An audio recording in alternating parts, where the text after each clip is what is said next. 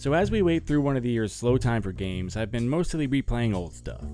I've been playing Doom on Nightmare as I wait for my most anticipated game in years, Doom Eternal. I replayed Half-Life 2 and the episodes, which I think I'm going to make a video about. And I tried to play Dead Space 2 on PC through Steam or Origin, but it won't launch, so I'm waiting for 2 discs I got on eBay to arrive in the mail. I also went back to my Steam wishlist and found a title I'd been pretty excited to try but somehow just forgot about. With nothing else really going on, I bought Deep Rock Galactic. It's been in early access for almost 2 years, and after playing for about 70 hours, with a final release coming up this year, I think I've seen most of what the game has to offer. So today, let's talk about the 4-player PvE co-op shooter miner space dwarf exploration game, Deep Rock Galactic, after the logo.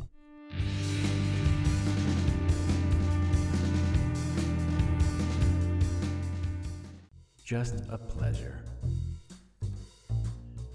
Deep Rock Galactic is a really well-designed little game. I've had a bit of trouble writing this script because it took me a while to kind of put my finger on why I love it so much. And while we will talk about its surprisingly perfect balance, its wonderful difficulty levels, and its amazing ability to make doing the same thing feel consistently fresh, I think we'll start with the thing that DRG does as well as any other game I've ever played. Deep Rock Galactic is, and there's really no better way to say it, it's just a charming game. Everything about it oozes charm, from just the really fun way the dwarves are animated, to the hilarious voice lines, to the cute little robots who serve you beers at the Abyss Bar before your mission. Deep Rock manages to just put a smile on your face. The fact that it can do this while also being a fairly intense and challenging game is a singular achievement. I generally try to keep my critiques of games focused on mechanics and gameplay design. Occasionally, like with Metro Exodus, I'll talk about how effective really great graphical fidelity can be at building atmosphere, but I generally don't talk about how a game makes me feel. Probably because most games make me either only satisfied or pissed off, and because emotions are for cowards and crybabies, and acknowledging them represents a fundamental failure of human reason and masculine virility. But in life, I'm a contented person, but not necessarily a happy person. But Deep Rock Galactic somehow just makes me happy to play. Even when it pisses me off in its hard missions, it manages to still make me smile a minute later. The best example of this amazing, joyful charm is the V key. When you're playing DRG, you can press V to make your dwarf talk. Now, there's only a dozen or so lines, the best of which is clearly this: "Rock and stone, yeah!" But you will find yourself pressing this button probably 20 times an hour, and it never, ever gets old. You press it when you've completed a mission. You press it to say hello. You press it to tell people you're ready. You press it when a new player joins a match. There's something just endlessly enjoyable about 4 people pressing the key after narrowly escaping a mission. All 4 dwarfs put their pickaxe in the air and yell. It's hard to describe, but I've never played a game that leads to such a feeling of friendly camaraderie. Now, that's not to say you won't encounter the occasional douche. You will. In my nearly 70 hours so far, I've had 2 people be assholes to other players, but the game is so cute, and the gameplay so perfectly balanced between challenging and fun that you'll find yourself constantly pressing the rock and stone button while giggling. And that extends to almost everything else in the game. There's something about the way the dwarves are animated that just brings a smile to your face. Their walking animation is this adorable little waddle. The dancing is hilarious. The voice who gives you your missions is just funny. Even the ship that you go to between missions is just such a joy to be in. It's filled with absurd little secrets like the achievement for kicking every barrel into the launch tube, or the one for kicking a barrel through the flaming hoop, or the ones you get for throwing other things into the flaming hoop. And this is from a game that also has moments of intense combat, nail-biting tension, and often a really spooky, dark aesthetic in many of its levels and maps. We're going to talk right now about the meat and potatoes of the game mechanically, and why it manages to be both surprisingly challenging and endearingly casual. But when it comes right down to it, this charm and humor is so rare and so endearing that the game just has a special something that's almost completely unique. It just feels fun and makes you happy through clever design and an almost magical verve that's really quite rare. There's just simply nothing else like it. It'll make you say rock and stone out loud at your desk. It's clearly been made by people who just love making this game, and it shines through in almost everything the game does. Casually complex. So, I enjoy a wide variety of games, but as a hardcore gamer TM, I generally mostly enjoy skill-based, complex games with deep progression systems. So, it's actually a bit surprising that I enjoyed Deep Rock as much as I did, considering its very, very light progression system. Deep Rock Galactic has a great core gameplay loop that is simple and repetitive. The game can be played entirely solo, and it's actually quite fun that way, but it really shines in co-op, and the fact that the game can take such a simple gameplay loop, combine it with very limited class differences, and make something so balanced and replayable, it's a testament to its careful and hyper-focused design. Each of Deep Rock's 4 classes can complete most missions on most maps solo, and even in co-op, the easier missions can be pretty easily completed with any team composition. But on the harder difficulties, the brilliance of the class balance really shines through. Each class has a specific ability that is crucially important to efficiently completing missions. Every mission's map is procedurally generated, making complex and winding caves in different biomes that require the use of every team member's movement, combat, and support abilities to succeed. The mines are filled with hordes of enemies, and the maps themselves are stuffed with dangerous drops, difficult to navigate dark tunnels, and extremely dangerous environmental hazards. And the ores and materials can spawn hanging from ceilings or walls or deep under a tunnel. None of the classes has a full toolkit. The gunner can shoot a long-range zip line to traverse long sections of the map. The engineer can shoot platforms on walls, the driller can make new tunnels to save time, and the scout can light caves up or quickly zip to any height. Individually, these are very niche abilities that can help but are not hugely important, but used together, they perfectly complement each other, creating really fantastic team play. Everything can be accomplished without any of the classes, but everything is easier and more efficient with the right class filling their role correctly. Each of the classes has 2 choices for both their primary and secondary weapon, which is unlocked through the game's assignment missions. On top of those choices, each item in your loadout has progression to unlock some personalization as well as class perks. None, and I mean none of these perks, on either your class or your toolkit are significant increases in power. They're all often very slight changes that you can move around depending on the mission type or just to change things up for variety. In this way, the progression is really more of something for players to unlock for the sake of it. It's just another goal to chase along with the wonderful cosmetics. In the end game, there are overclocks, which are more powerful customization perks that come with 2 positive and 1 negative, but even there, these are only slight upgrades. I will admit that I found this somewhat disappointing at first. I had been hoping for a consistent and significant power climb in the game's progression because that's just what I've come to expect in online co-op games. But it doesn't take long to fully get that power progression isn't the point of the system. It's clear the progression wasn't designed to be something that players chased to get more powerful, but rather something you chased just because it's a little goal on the side of the core gameplay. The game is the game in Deep Rock. You're playing to play, not to unlock more DPS. This even extends to how you unlock these things and the assignments themselves. One of my least favorite things that games tend to do is to tie progression or quests to stupid, specific gameplay goals. Destiny 2's exotic quests are like classic examples of this. Things like get 100 SMG kills while airborne, or get grenade launcher kills in Crucible.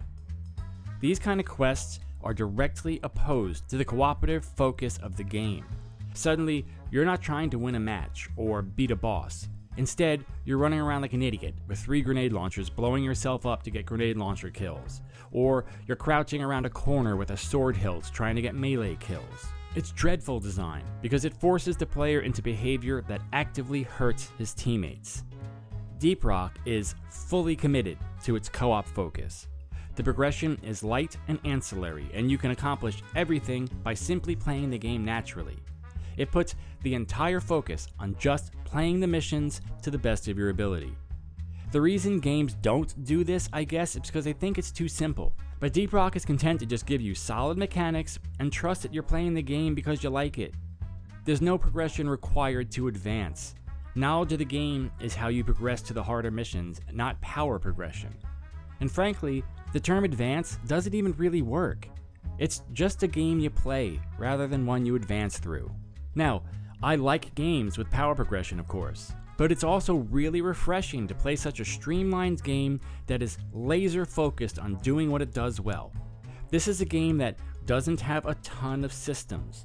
You won't spend any time looking at how to make the best possible builds. It is an endlessly replayable live service game that keeps you playing not by dangling unlocks, but by simply being a joy to play. Now, as a little update, hilariously, as I went to record the audio for this video today, I logged in and saw a huge overhaul to both your ship and the progression. Everything I've said still stands, as the character perks still aren't massively powerful upgrades to chase. They are, however, now much cooler and better implemented. The new system allows the player 3 passive and 2 active perks, including a double jump, and other things like the reduced fall damage perk is now an active ability you have to use. So while the progression is still simple and doesn't require a bunch of build crafting, it is in fact gameplay changing enough to really alter how you play a map, and the perks themselves are really well thought out so that you'll want to use different perks for different missions for sure.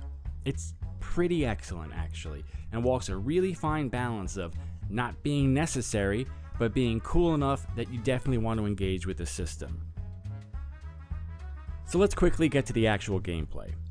Deep Rock Galactic is a completely unique and amazingly clever mix of first-person shooter, map exploration, and resource gathering. Each of those core pillars of the game are as well designed and fun as the other ones. One of the most important skills that you will develop is the ability to just effectively and efficiently navigate the map. That seems like a very simple thing that could easily be the kind of boring shit that pisses me off, but in Deep Rock Galactic, actually using the map and synergizing the tools of your team to explore and exploit the level requires skill and game knowledge. Just the exploration and mining aspect is deeply satisfying on its own, and on harder missions there are a ton of different modifiers that make that part of the game challenging and engaging and often frustrating in the good way. And I just can't stress enough that simply mining and exploring on its own is fun. But then the game puts the player under constant pressure by also being a pretty excellent shooter. The gunplay here is surprisingly great, with each class feeling completely different and filling a different combat role.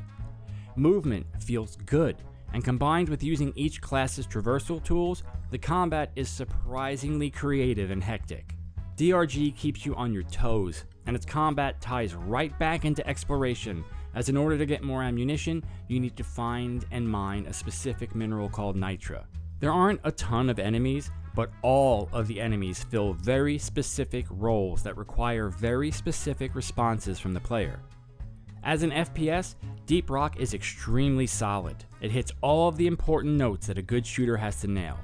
Guns feel weighty and powerful and sound great. Players need to be super duper aware of their surroundings, and target prioritization is the difference between success and failure. The game's difficulty levels all feel good to play, and the 2 highest mission difficulties are extremely challenging. Deep Rock Galactic works so well, it's easy to miss just how new and different its mix actually is. There is nothing else really like it. Usually when you get these kind of genre blending games, one side or the other generally suffers for it. I mean, take most open world survival games and you'll notice that the combat is generally garbage. Or a game like Generation Zero, which I actually like quite a bit. It has great combat, but with really shallow and hollow crafting and survival elements. It's often the case that genre blending games will have missions that feel tacked on solely for the purpose of setting it apart from other shooters. Deep Rock is 2 extremely polished, focused, balanced, and well-designed games perfectly blended into something totally new and fresh. It is amazing.